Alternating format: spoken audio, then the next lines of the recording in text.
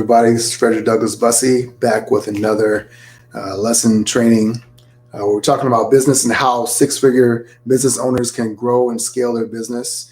If you're doing 20 to 50K a month and you want to add an extra 10K to your month every month, then these are some of the lessons and things that we're going to be focusing on, how you can continue to grow and scale your business in a profitable, efficient, and predictable manner. One of the things we want to talk about today is we've been talking a lot about this concept of time and how we get things done, right? Today I want to talk about why doing more doesn't always equal getting more done. In other words, why doesn't activity equal productivity, right? Actually, you can write that down. And it's a really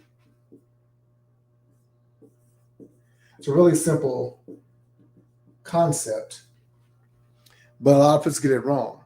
We believe that activity equals productivity. So how many of you have a to-do list that might be 10, 20 items long that you have to check off every single day? And so you're going on and you're checking this off and you're checking off the things that are getting done. But the more you check off, the more things are on your list. And the thing about running a business, no matter how successful it is that things are always going to be going wrong. What does that mean? It means that your list is always going to have something on it. You're never going to be done. You're going to wake up every day and have things you have to do every single day, and there's going to be new things that you have to add to that list or take off, no matter how much you check.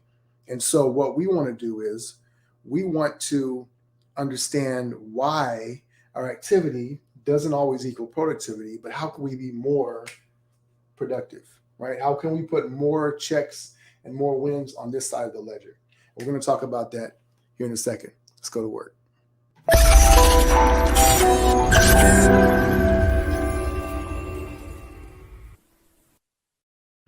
All right. So one of the things that you want to look at, apparently I have the world's loudest eraser. There was an Italian economist many years ago whose name was Alfredo Pareto. And he coined something that we now know as the Pareto Principle. There's an N in there somewhere. But the Pareto Principle is really simple. It says simply this. It's come to be known as the 80-20 rule. What does that mean? That means that 80% of your productivity, 80% of your output is going to be created by 20% of your input. In other words, if you have 80 employees, right?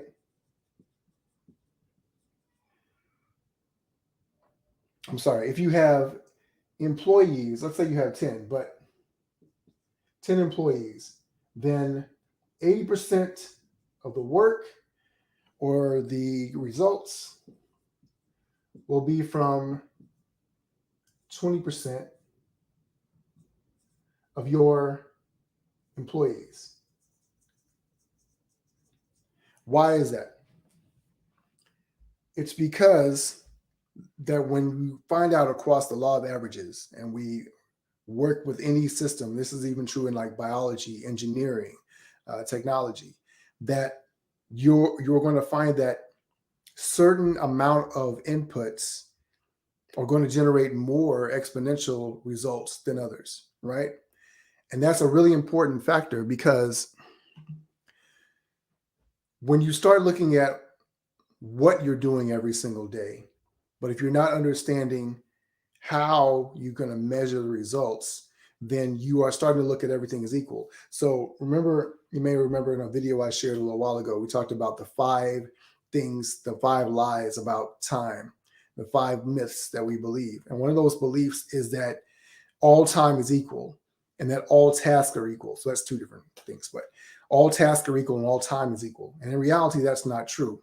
Because if you're working on something that is less productive, but you're spending more time on it, you're actually losing productivity, right? But if you are focused on the things, the tasks that are most productive, you're actually going to be winning more and more. And across the board, what we find is that the Pareto Principle plays out in so many different ways. So the same is true of employees, but it's also true of time, activities, the things that you're focused on. No matter what you're doing, if you're in sales and you're selling a product, you're going to find that 20% of your customers are going to create 80% of your revenue, right?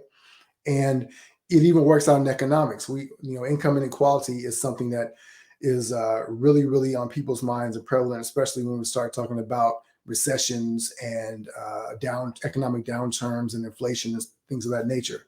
And what they find across the board is that 80% of the wealth in countries is in general controlled by 20% of the population. And so it breaks down roughly in those measures. Now, it doesn't always have to equal 100%, but in general, that's the average that works out that way. And so when you start to understand this, how you can implement it in your own business is to start looking at how can I create more productivity? Well, the first thing you have to look at is where is my 80%? What is the bulk of my results coming from, right? What's the outcome that I'm trying to optimize for? And then how do I figure out what those things are that I can hone in on to be able to create greater results that I want to be able to get out of my business? So let's talk about it in terms of money, right? So let's say you're doing 20K a month, right? It's a nice round number. So 20K a month, 80% of that would be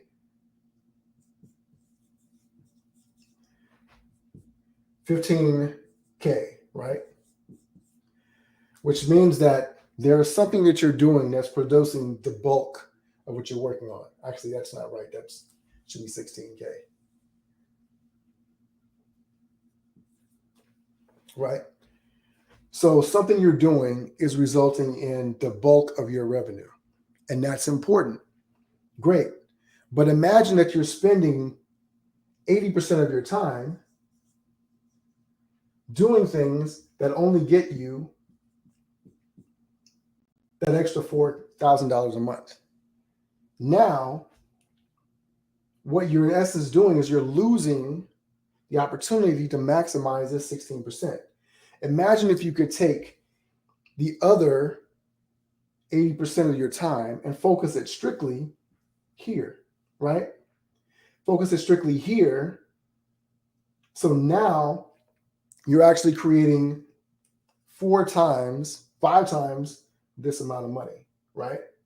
So if in actuality, if 80% of your work is getting you 16K, but you multiply that by 5, right? What does that give you? 30, 50, 80K. Why is that important? Because all of a sudden, by simply shifting your focus from the 20%, from the 80% of the work that you're doing that only gets you 20% of the revenue, which equals 4K, right? You're now turning your business into almost $1 million business simply by shifting the focus of what you focus on versus how much you get done, right? And so this is a key mistake that many entrepreneurs make, is that they don't understand where the bulk of their revenue is coming from. How do you want to become more profitable? Yes. And I'll talk about this not just in terms of money, but in time. But time, as we have talked about before, does not equal money, right? We actually create more leverage. We create more leverage by shifting the amount of time and the inputs that we put into our time per day, right? Now imagine if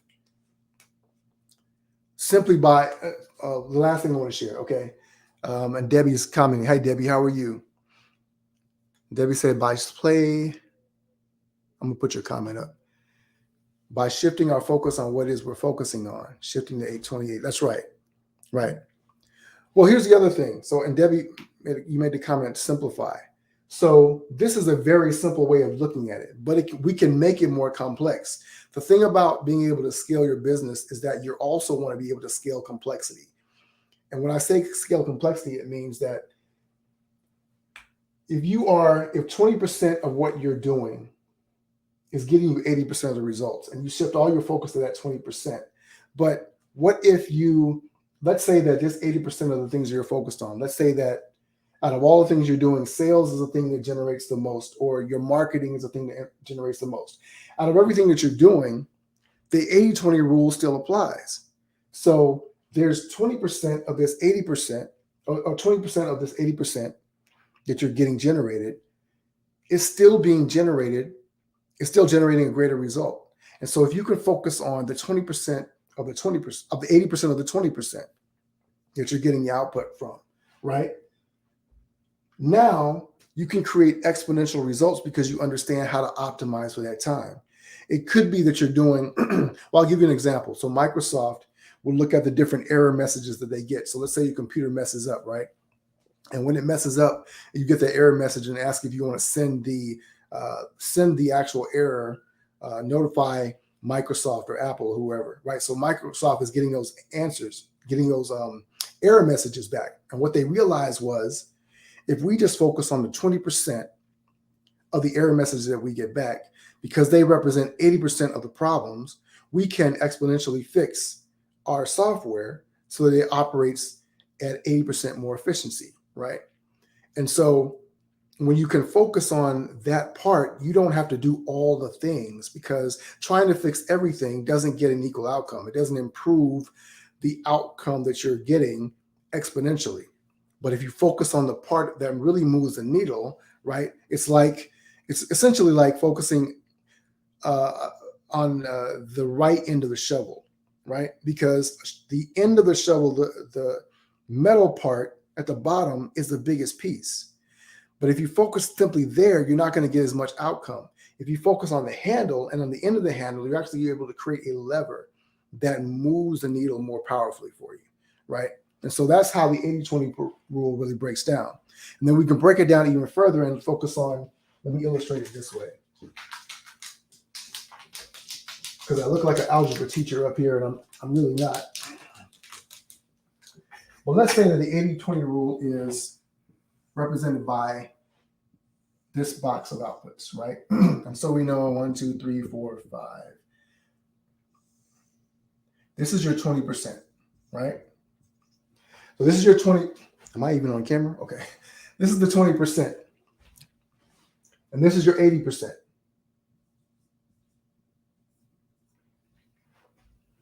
Now, this is your 20% of your inputs. And this is 80% of your inputs. And you'll notice that you're getting equal inputs to everything, right? So let's say that each of these represents an employee, one employee or one task or whatever the case may be. But one of them is giving you 80%, and the rest of them are giving you 20. I don't think I do this right, but I think you get the point. So,